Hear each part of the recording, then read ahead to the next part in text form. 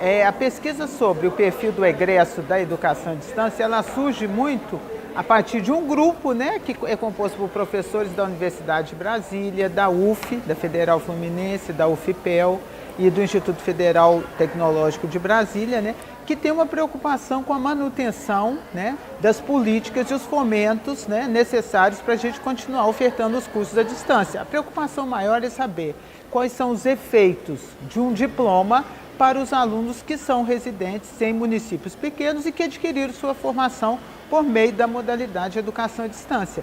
Compreender esse perfil é entender a importância da política pública, né, para o ensino à distância. É entender que não pode ser uma política que sofre interrupções, né, devidos a intempéries, eu vou chamar assim, né, da política partidária, por exemplo. Né? Entender que tem que ser uma política nacional, mas mais do que isso, tem que ser uma política permanente. Tá? Então foi por isso que nós fomos estudar um pouco quais são os ganhos, quais são as mudanças que impactam na vida de um cidadão brasileiro que se formou por um curso, né, da Universidade Aberta do Brasil. Né, nós trabalhamos com 12 estados, né, qual o impacto disso que ele leva, o que agrega de valor à sua atuação no seu município.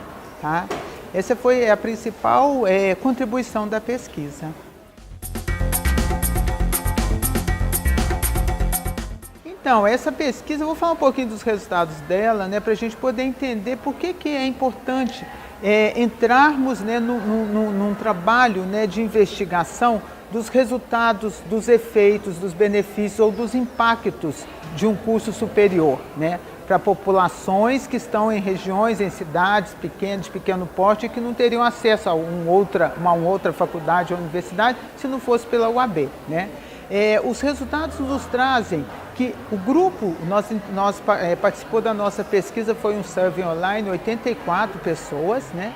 E o interessante é que não foram só cursos da Universidade de Brasília, mas de várias universidades no Brasil. E os resultados apontam que durante o perfil desse estudante ele é bem diferente do perfil do estudante do ensino presencial.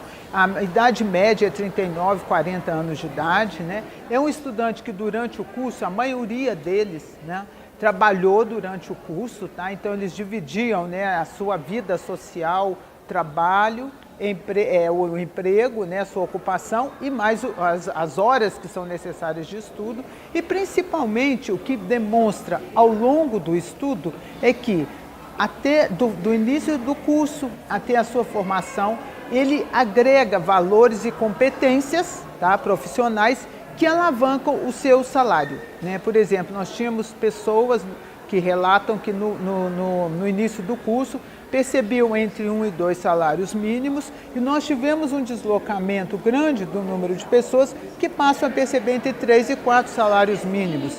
Inclusive, 2 casos que percebem um salário mínimo chegando a 13 salários mínimos, uma renda. Né? Então isso demonstra que há um efeito do curso. E é esse efeito, no que eles apontam? É uma pergunta, né? É uma questão aberta que a gente vai aprofundar numa outra fase da pesquisa, que nós estamos na fase 1, né? Na fase 2 serão entrevistas individuais e coletivas, mas as principais mudanças que eles trazem é que eles participaram de concursos públicos e foram aprovados. Né? Nós tivemos cursos de licenciatura, mas cursos de tecnólogos também. Então, nós temos ingressantes no serviço público por meio de concurso. Nós tivemos vários relatos de mudança de valores e hábitos deles no comportamento social. Né? Então, eles passam a ser pessoas mais conectadas, que usam a internet para aprofundar os seus conhecimentos, que ampliou. Né, houve uma ampliação da rede social deles, de pessoas que eles conhecem hoje, né, o que melhora a autoestima. Né, eles se sentem hoje pessoas muito mais reconhecidas no seu fazer do que antes, como se saíssem do anonimato para uma posição diferenciada hoje na sua comunidade local. Né. Eles também relatam um sentimento de prestígio frente a essa comunidade, né? É como se eles se sentissem prestigiados porque têm um diploma e têm conhecimentos que agregam valor às práticas sociais de sua comunidade. né? Então, há uma questão também sobre o uso das tecnologias, né? O quanto eles utilizam para a sua autoformação, né? E eles alegam que continuam utilizando as tecnologias para buscar informação, para conectar com essas pessoas, para não perder esses vínculos, tá?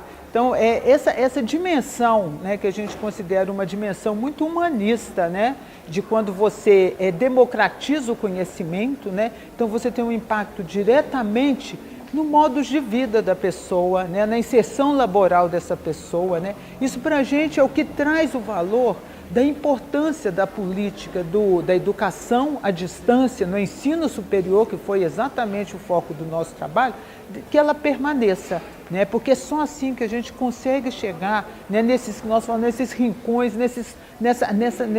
geograficamente pensando na dimensão do Brasil, né, chegar em locais que de outra forma nós, professores universitários e as nossas universidades, não teriam acesso, né?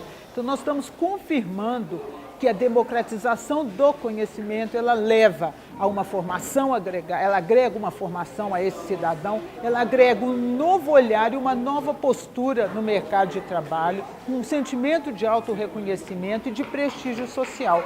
E com certeza eles devem estar agregando também serviços, né, agregando outros olhares para a comunidade em que eles vivem, né? Então, a hipótese que tínhamos é que passar por uma universidade é algo que transforma as pessoas, é uma hipótese que está na literatura, mas principalmente para um aluno egresso, oriundo da educação à distância, essa mudança ela é muito mais forte e muito mais perceptível do que para um aluno do presencial que mora numa capital, onde ele já tem acesso a muitos bens, serviços, né, e cursos, né? Então, para o ensino à distância, isso realmente é um grande mobilizador e um grande transformador no desenvolvimento dessas pessoas. Os maiores obstáculos que nós temos quando trabalhamos com pesquisa survey tipo online é o retorno, né? O questionário foi disparado para mais de 500 pessoas, né? E nós sabemos ainda uma certa resistência em participar, falta justificativa em geral é falta de tempo. Então esperávamos um retorno maior, né? Apesar de que o questionário foi enviado 2 a 3 vezes, né, para as pessoas que não responderam, mas o retorno ele nos traz uma certa restrição, né? Há uma análise mais ampliada de dados. Por exemplo, nós aplicamos, como eu falei, em todas as regiões do Brasil, havia estudantes oriundos da UAB, mas a região que mais respondeu foi a região sul, né? Então nós acreditamos que pode estar relacionado a uma cultura mais midiática, de entrar, de responder, de participar de pesquisas, né, de opinião na web, né? Então a falta de uma cultura, de uma confiança nesses instrumentos da web e falta de interesse, né? Esses elementos podem constituir uma dificuldade para a gente atingir uma amostra, né, populacional maior.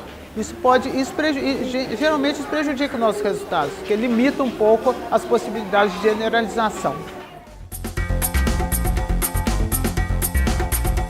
Então, as dicas que a gente pensa, né, as orientações que nós daríamos ou recomendações para as pessoas que estão pesquisando, né, há muitos grupos que pesquisam a posição, a situação, o perfil do egresso, né, dos cursos à distância, né? Eu acho que a principal dica é ter sempre um instrumento online, mas fazer o que agora nós vamos para a segunda etapa, que é constituir também eventos, episódios de entrevistas individuais ou coletivas, ou até grupos focais com essas pessoas, porque eu acho que essa linha é muito, a nuance que tem entre o que agrega para mim e o que não agrega, ela é uma linha que numa entrevista focal, por exemplo, né, um grupo focal, nós podemos perceber muito mais do que somente com um questionário, um survey online, mesmo como o nosso modelo que teve perguntas abertas, né? Então acho que assim, agregar uma segunda etapa, né, buscando a partir do grupo respondente, você aleatoriamente escolher alguns nomes e buscar essas pessoas para um encontro presencial e aprofundar para entender que transformações, né, na trajetória de vida dessa pessoa, que transformações ocorreram que a levam a um lugar como um sujeito social, um sujeito político, um cidadão, a um lugar diferenciado após ter participado de um curso à distância. Porque principalmente nós temos que entender que do nível simbólico, do nível subjetivo, né, essas pessoas participando do curso, que ela sabe, eu fui aluno da UNB, eu fui aluno da UFSCar, né? Eu fui aluno da Federal Fluminense, né? Elas sabem que temos aqui uma identidade com uma instituição de renome, né? Nacional, renome internacional, né? Mas como que isso foi contabilizado para a transformação deste sujeito, né? Transformação em termos de subjetividades, a gente só conseguiria perceber num contato, num aprofundamento, né, desses dados, que até então são dados mais quantitativos, né? Então eu sugiro trabalhar um pouco mais em termos de dados qualitativos, tentando compreender a origem e principalmente isso que transforma e que modifica totalmente a trajetória de vida dessas pessoas, e eu diria mais, que aparece também, modifica o sentido de vida delas.